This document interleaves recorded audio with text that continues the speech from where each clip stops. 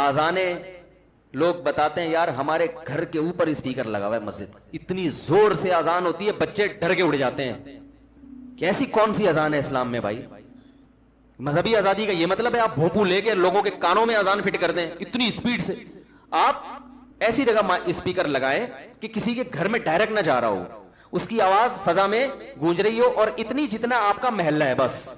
दूसरे मोहल्ले में दूसरी मस्जिदें बोलो ना भाई मौजूद हैं, उनको अपनी अजान सुनाने की चंदा जरूरत नहीं है। लेकिन अगर कोई कंप्लेन करे कि ये स्पीकर मेरे घर में, मेरे कान में, मेरे खोपड़े के ऊपर लगा दिया है मस्जिद वालों ने, मेरे बच्चे रात को डर के फजर की अजान में डर कर, ऐसे बच्चे भी डर के उठते हैं।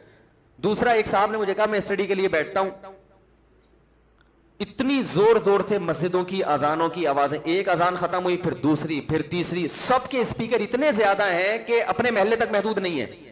हर मोहल्ले की मस्जिद, जो मेरा मोहल्ला नहीं भी है, उसकी अजान भी मेरे कान में उसी पावर के साथ आती है जितनी मेरी मस्जिद। तो मेरा पौना घंटा, आधा पौना घंटा इसी में लग जाता है।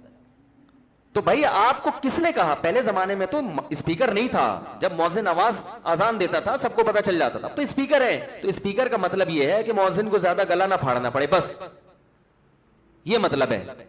और लोगों को पता चल जाए कि इस मस्जिद में नमाज का टाइम हो गया है। तो आपके अपने मोहल्ले तक महदूद रखें, दूसरी मस्जिद उससे ज्यादा ना बढ़ाए। हमें तो ऐसा भी हुआ है कि तरावी पढ़ रहे हैं, दूसरे मस्जिद से तरावी की आवाज इतनी जोर से आ रही है कि अपनी तरावी पढ़ना मुश्किल। ओ भाई, तू अपने नमाजियों को सुनाना, तो पूरे मोहल्ले को क्यों सुना रहा है? मैंने जुम्मे के दिन मस्जिद बाहर का स्पीकर बंद किया हुआ है। बहुत लोगों ने मुझे कहा कि खोले, जुम्मे का पता कैसे चलेगा?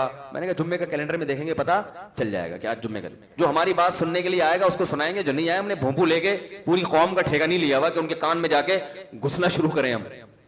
समझ रहे कि नहीं समझ रहे? तो ये कौन सी तालीमात है मजहब की? रसूलुल्लाह सल्लल्लाहु अलैहि वसल्लम इतना ख्याल कर रहे हैं तहज्जुद में उठते हुए भी कि किसी की आंख ना खुले। हदीस में आता है आप सलाम का जवाब देते थे इतनी आराम से कि जिसको जवाब पहुंच जाए, और इतना तेज भी ना हो कि कोई सोने वाला उसकी आंख खुल जाए।